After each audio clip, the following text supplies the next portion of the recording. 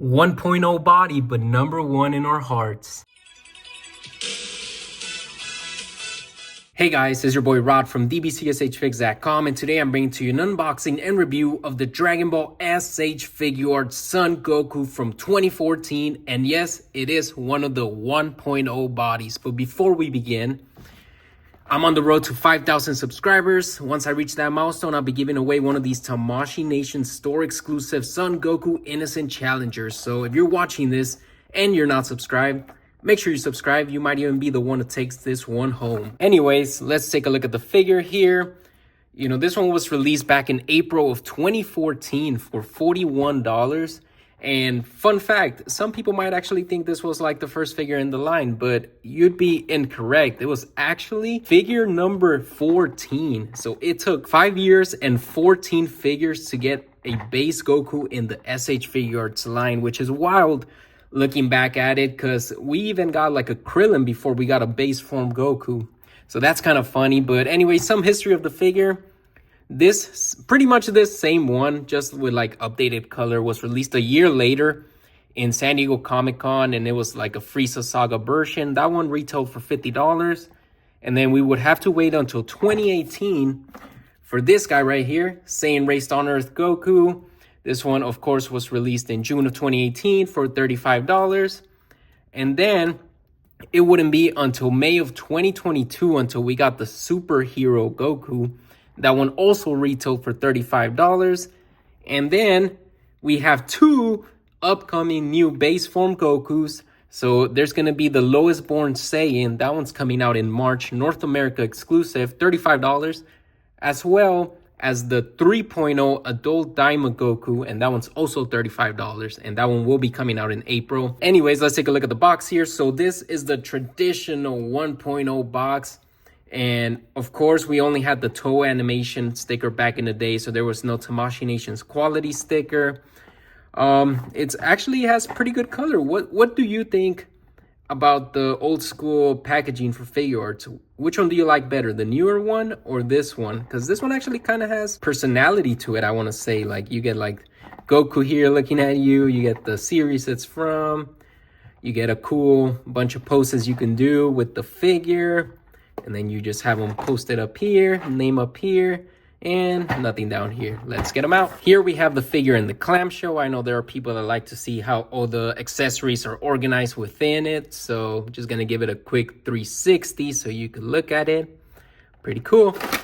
So here we have the figure out of the clamshell. But before we begin, make sure to check out my website, DBZSHFIGS.com, where you'll find a complete archive of every single release in the Dragon Ball S.H.Figuarts line. The site is constantly being updated with all the latest information, so you're bound to learn something. I don't know if I mentioned this, but this figure resells nowadays for about like $60 to $80, which is not terrible for a figure that's basically almost 11 years old. Like this one, I was actually able to pick it up for $51 with all fees and shipping included, so pretty good deal, I would say. As always, I always tell people eBay auctions is the way to go. You usually get pretty good deals. It feels like I'm holding a piece of history in my hands, you know. The first ever base form Goku released in the Dragon Ball S.H.Figuarts line. And I mean, just looking straight at him, he looks really cool. I think it was worth the wait for those people that were collecting back in 2009 that had to wait 5 years for a base form Goku. Let me know if you were one of those. Were you happy with it? Were you disappointed? I wasn't collecting back then, so I don't know what the feeling was. But you could clearly see the difference in quality from nowadays, because, I mean, what is going on here? You know, you always have to make sure those leaves are really, really in there so that it doesn't look weird. But, I mean, just looking at the figure, the one thing I do notice is the bicep does look kind of weird. You see that bunch of muscle just sticking out. But you also do notice some good things, you know. It's not all bad. Like, for example, I don't know if it picks up on the camera well, but there's like shading in the skin. You see that? It's like, it goes from like a pale white and then like kind of like a bit sunburned around this area, which I think is a really nice touch. Like, if we look at saying Raised on Earth Goku, it's all one color. There's no shading anywhere. And then, I mean, just want to compare like the color if you care about that. So this one is more of like a navy undershirt, and then this one is like a light blue undershirt, and it just goes with like the belt and the boots as well.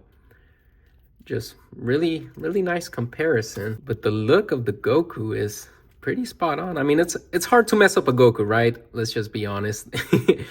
If you get the gi right, you're pretty much halfway there. Now, just want to point out though, what's up with the lettering back here? You know, that's not a cool place to put it. Like, I don't really want to see it on the body of the figure. Like nowadays, if they do have it on there, it's usually like in the feet, which, I mean, it's not the best either, but I guess I prefer that. Because, I mean, if I look at it from the back, like, I don't want to see letters on there. And yeah, just, I mean, looking at the hair, it's all one color, so pretty standard. How do you guys feel about the 1.0s? Do you have any in your collection? Or are they just too old, and why even bother with them? Might as well just get new versions of things. But yeah, as far as accessories go, this is the face that he comes out of the box with, which is like a screaming, yelling, mouth open, looking to the side. And it's going to be looking to the left side. So maybe he's like eyeing up Raditz or something. He also has this more serious face where he's just, you know, not our usual happy Goku. It's a serious situation going on, very stern looking. There's this one that just kind of looks like a normal looking Goku. He's not really too happy, but he's not angry or stern either. He's just chilling. Then there's this one, which is really funny, which is like a surprised, distraught Goku. Like he just found out he has to kiss his wife. Let me know if you know that reference. But yeah, pretty funny. And last but not least, it's this one, which he's like happy, laughing, you know, just typical Goku. One thing I will say, I really love these faceplates. Like they genuinely look amazing. They look like they're straight out of the anime. And I just love the wide range of expressions that they gave, you know, screaming, scared, happy, angry. As far as hands go, of course, you know, typical Dragon Ball S.H.Figuarts, he comes out of the box with closed fist punching. He also comes with these open palm hands, and he does come with them for both his left and his right hand. So this basically to do his signature pose of like raising it up, saying hi, or it could also be a karate chop hand. Speaking of open palm, he also has these ones that are, I basically call them like the key blast hands. So they're like open, like ready to shoot, or it could just be him trying to give you a hug. And then of course he has to come with what I like to call the martial arts hands. So it's just his signature pose where he's ready to fight you. And then of course it wouldn't be Goku without his signature Kamehameha hands. And last but not least, only for his right arm, he does come with the instant transmission hand. So it's the two fingers pointing to the head. And then the only other accessory he comes with is his standard Kamehameha. So this one, the way you put it, each one of these energy things coming out of the Kamehameha have a shape. And if you know your shapes, you could just stick them in there. But it's pretty cool. Always nice to have a Goku with a Kamehameha, especially at the price point of $41 when this released. That was pretty cool. Next up, we're going to move to the review part of the video. And as always, we start with articulation. So let's start at the bottom here. The foot rotates 360. It's able to bend down and up. However, when it goes up, it is constrained by this part here. So you can't really go that much. He does have a nice ankle rocker moving side to side, and the toe bends up and down in case for whatever reason you want that. And then the knee is able to bend this much, you know, not too much, especially because of his baggy clothing here. So it really constrains it. And then at the leg, it's able to move out this much, move up this much, move back a whole lot. And then you do get a nice little swivel here, but it does look weird if you put it outward. Like you'll see the peg there. And then this way, it looks fine, you know, but moving it out, you do get to see the peg there. And then he does rotate 360 here in the waist. He does bend to the side, to the other side, whichever side you want. He does crunch pretty good, I'd say. You know, it's not the best, but it's not the worst. And he does bend over, touch his toes. And then as far as the shoulders, you have to always be careful with the sleeve, but he does rotate out this much. He does have a butterfly joint going in here. His fist here basically in line with his nose. The shoulder does rotate 360. The bicep does rotate 360 as well. The elbow, 30-degree basically, or 45 if you want to be specific. Then the wrist rotates 360, and you could actually move it side to side, which is pretty good, pretty standard. As far as the head goes, he does look down quite a bit. He can't really look up. He could only look straight, and then he can't really move it to the side or the other side like you can with the newer figures, but he is able to rotate 360 at the head. So, I mean, all in all, not bad. You always hear about like how bad 1.0 figures are, but to be honest, you won't really notice a whole lot, like the head a little, and then, you know, the leg is a little outdated as well. There's little things here and there, but for the average person, I think there's enough articulation, to be honest. Unless you're like a really, really serious posing person, then yeah, the newer ones are way better. But if you're just like a standard collector, like you're just gonna have them post up in a display, nothing too fancy, like 1.0 figures are not bad. Well, at least this Goku, right? I'm gonna give it a 3, which I thought I was gonna give them lower because, you know, coming into this review, knowing it's a 1.0, but I think a 3 is pretty good. Next up is accuracy, and I mean, do I really need to tell you what Goku looks like? I think this looks straight up like Goku. One thing about the S.H.Figuarts line for Dragon Ball is like, they kind of rarely ever miss on the accuracy, to be honest. I think I've given a few non-5 scores in that category, so it's gonna be a 5. Next up is price to plastic ratio, and just a reminder, this one was $41 at release. It includes a total of 5 face plates, which vary in expressions from happy to angry to laughing, 5.5 pairs of hands, and the Kamehameha effect piece, which, I mean, for modern standards, Tamashii Nations, Bandai seem to value effect pieces at like $20. The rest is kind of reminiscent of like a $35 figure, maybe a little more, maybe like an extra faceplate. So for $41, you were actually getting a pretty good deal. Now, of course, you know, 2014 money and you account for inflation and stuff, but honestly, I don't think this was a bad deal, especially looking back. Was not a bad deal at all. So I'm gonna give it a 4. It's not the greatest deal, but I think it's a pretty good deal.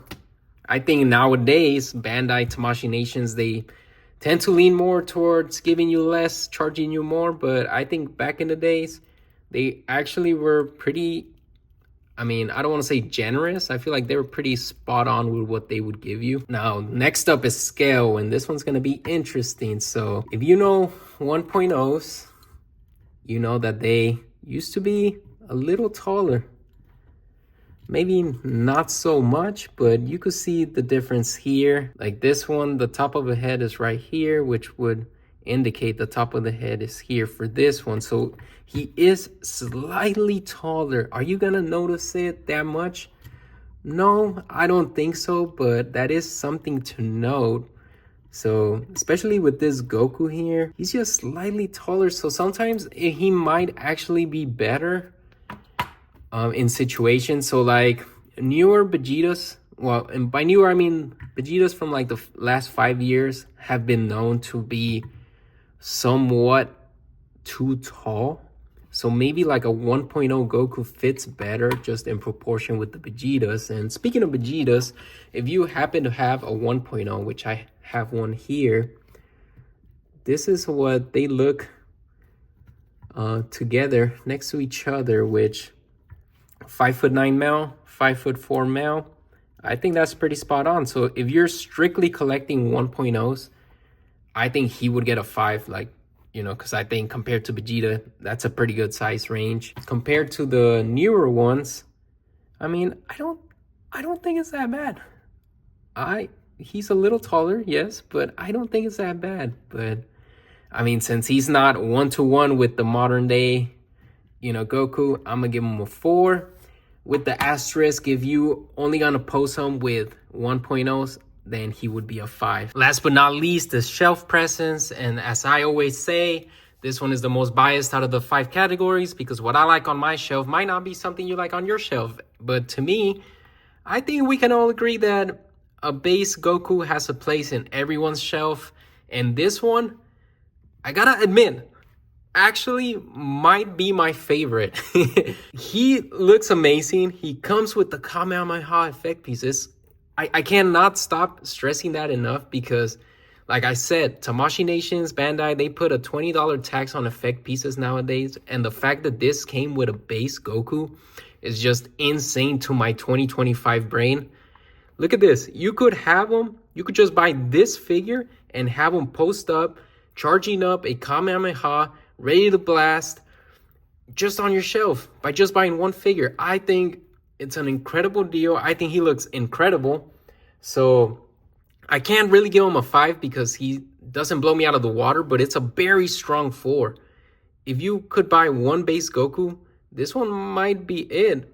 If you don't care about the whole 1.0, 2.0, 3.0 stuff, base form Goku, 1.0 Goku, whatever you want to call him, gets a cumulative score of 4 out of 5, which honestly is really good. He really does stand the test of time still to this day. Who knows in another 10 years what kind of technology we have in the S.H.Figuarts world, but as of today, I think he holds up pretty well. Unless you're like super into the posing world, if you're super into like the differences between 2.0, 3.0, 1.0, then yeah, he might not hold up for you. But I think for the average fan, if they were to just pick this one up, I think they'd be very content with their purchase. Like I said, I love that it comes with the Kamehameha effect piece. I love the wide array of expressions that he comes with. He comes with so many hands as well. I think it's a must buy for any Dragon Ball fan out there. But anyways, if you disagree with any of my ratings, you could head on to DBZSHFIGS.com, go to the 2014 list, click on this guy. In there should be a poll for you to insert your own ratings for each of the 5 categories. That way we get a cumulative score from the entire community. But anyways, make sure to check out the Amazon deals tab where you'll find all the best deals currently on Amazon for Dragon Ball S.H.Figuarts. And if you made it this far into the video, you're a real fan, you're a true one, and I really appreciate you. Have a nice rest of your day.